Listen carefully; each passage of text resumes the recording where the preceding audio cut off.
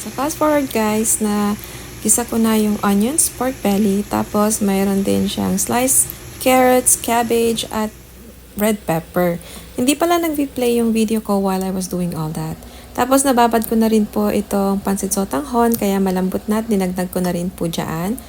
Tapos naglagay na rin po ako ng soya sauce, pampalasa, at saka black pepper. Syempre, dapat meron yan palagi. Nagdagdag din pala ako dyan ng konting tubig.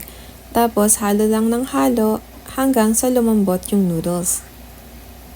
Ito po yung pambansang merienda, ulam, lahat na ng mga Pinoy.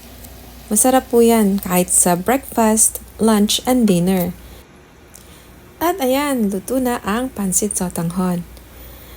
Kain po tayo. Thank you for watching. Happy tummy everyone!